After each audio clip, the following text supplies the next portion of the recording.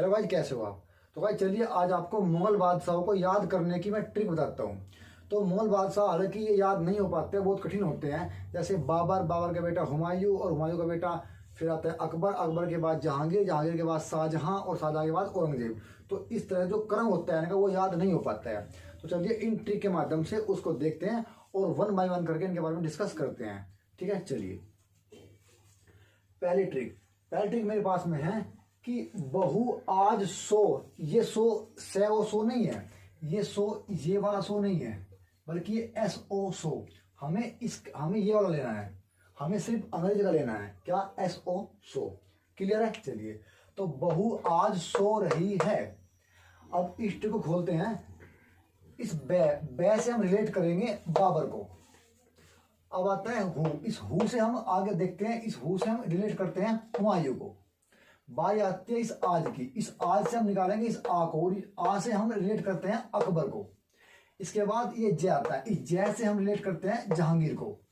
Clear है? चलिए इसके बाद ये आता है एस और ये ओ। इस एस से हम रिलेट करते हैं शाहजहां को, और इस ओ से हम रिलेट करते हैं औरंगजेब को। मैं एक बार और रिपीट कर रहा हूं कि बहु आज सो रही है। ये वो ट्रिक है मुगल बादशाह का जो क्रम था इतिहास में उनको याद करने की। और इस ट्रिक को मैंने खोला है। क्या? बै से बाबर, हु से हुमायूं और आ से अकबर, जा से जहांगीर, ये एस से शाहजहां और इस ओ से औरंगजेब। क्लियर है? चलिए अब अकबर और ये औरंगजेब, इन दोनों के नाम काफी बड़े हैं। जैसे औरंगजेब का नाम बनता है शहनशाह हिंद, जिल्ले इलाही, नूर ए वजरिया, बादशाह सलामत, बदरुद्दीन जलालुद्दीन, अब्दुल फतेह मोहम्मद अकबर। अकबर का पूरा नाम था शहनशाह हिंद, जिल्ले इलाही, नूर ए वजरिया, बादशाह सलामत, बदरुद्दीन जलालुद्दीन, अब्दुल फतेह मोहम्मद अकबर। क्लियर है? चलिए इसके बाद इस औरंगजेब का जो पूरा नाम था वो था अबुल मुजफ्फर मुहिउद्दीन मुजफ्फर बादशाह गाजी औरंगजेब बहादुर आलमगीर। ये नाम था औरंगजेब का। औरंगजेब को जिंदा पीर भी कह के बुलाया जाता था। इसके बाद देखते हैं अपनी अगली ट्रिक को। Trick number 2। ये क्या है? बहादुर जहां फरक मोहम्मद अहम आलम शाह आलम कबर बहादुर। बहादुर जहां फरक मोहम्मद अहम आलम शाह आलम कबर बहादुर।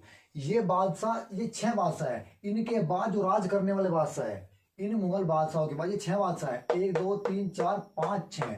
इन 6 बादशाहों के बाद जिन बादशाहों ने राज्य किया था वे ये है जो नीचे मैंने ट्रिक नंबर 2 में लिख रखे हैं। यहाँ पे आप ये सोच रहे हो कि आलमगीर कौन है? अब औरंगजेब को ही आलमगीर प्रथम कहते थे। ठीक है, चलिए अब इस ट्रिक को भी खोलते हैं।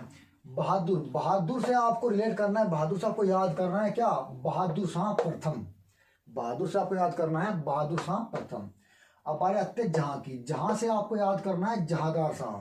क्या करना है? जहांदार शाह। और जहांदार शाह को हम लंपट मूर्ख भी कहते थे।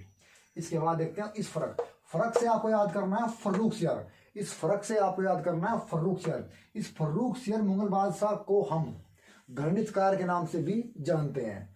लेकिन इस फर्रुख सियर के बाद 2 राजाओं ने राज किया था बहुत ही कम समय के लिए।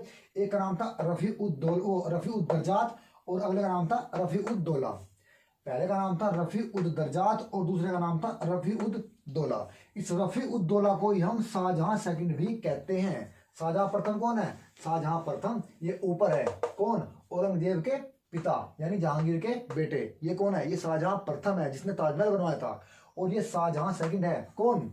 रफी उद दौला।